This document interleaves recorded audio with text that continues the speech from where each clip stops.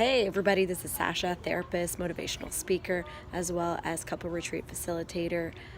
And today I want to talk about our needs and the importance of needs. So Maslow's hierarchy, just a reminder, is about physiological needs. Then you got your safety needs. Then you got your belonging needs, your self-esteem, and your self-actualization. But for me, where I'm falling, because I have my physiological, I feel safe relatively, I feel like I belong, my self-esteem is good. What's falling to actualization is my feeling of feeling free. It's really, really important for me to feel free, and I believe this is a need that most people have lost. And some of us have bought into this idea that more money that I have, more freedom it will get me towards. And in fact, that might be true. The only thing is you are required to, and you're dependent on external circumstances to feel free. And then when it's not there, then you feel trapped and unfree. So for those of you that doesn't have that option, how is it? Maybe you can look at how is it in my life that I can create some freedom if I have so much responsibility, so many things to do. If I do a lot of things I don't want to do, then that chases away my sense of freedom. If I'm in a relationship that I don't want to be with, and I'm hanging out with people I don't want to be with, if I have, I'm going to say children and I don't want to be with them, because that happens. It can be challenging to have kids and to work through that every day. So what is it in your life that is cutting your sense of freedom? And what is it that I need to do today in order to reconnect to my freedom? For me, gaining my freedom meant I had to quit my job and I had to work for myself. And what brought me there was a burnout. And the gift of the burnout was to realize that every day I was in free. Every day I would wake up with an alarm at 6 a.m. and I had to crank myself on coffee every day and that was my life. Every day was the same. And I decided I didn't want that type of life. I practice sports with a lot of water to gain that sense of freedom. Now, I do work, or some people might think I work a lot, but I do choose when I want to work, and I love what I do.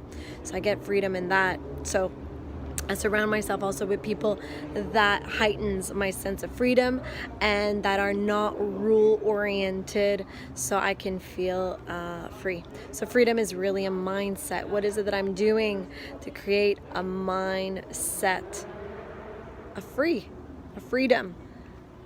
So something to think about. And I do question this. If there's been so many people in this world that have been abused on a physical and sexual, in a sexual and a physical way. And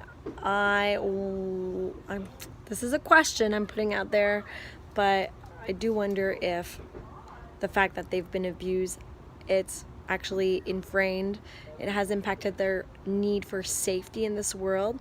And from that place, a lot of people have learned, and it's unconscious, but more high achiever I become, more money I become, more protected I am, and less risk that someone will hurt me again. It's happening again at a subconscious level, but that's how I go to create safety. And then when I feel safe, I feel free.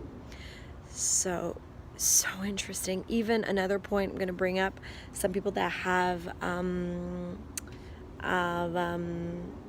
challenges with craving and food binging. In some cases, I've deprogrammed things with clients where actually their sense of freedom and choice was taken away a long time ago, and the only way they can resort to finding freedom and a sense of control on their life was through food. So they would self-sabotage, and it would be very difficult to self-discipline oneself to eat less, because basically when they would do that, they would feel the suffocation of not being free. So it was the need of feeling free was greater than the self-discipline for food. So when we work and we reconnect with the need for freedom that was lost when you were a child, then you undo that, and the program of self-sabotaging regarding binge eating and food is way, way, way easier. So something to think about: where is it in my life that I don't feel free? And how do I create freedom? Do I create it from within, or do I create it with external circumstances? And if I do create it with external circumstances, is there a part of me that is anxious, that walks anxious? Because technically, if I lose that external circumstance that creates the freedom, then that means I'm basically screwed. So just I believe, hot topic today, because everybody wants to feel free. And just a side note with relationships, a lot of people have a hard time committing because committing means a sense of entrapment and infringing on my sense of freedom.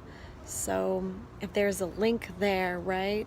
And if so, where did I lose my sense of freedom, and how can I reconnect from it? Again, super easy to undo and deprogram, and it's about reconnecting to what was lost once upon a time when you were young. And when that is done and deprogrammed, then behaviors change. So really cool stuff. So if you have any questions, as always, feel free to text, email me, or Facebook me. Until then, have an awesome, awesome day.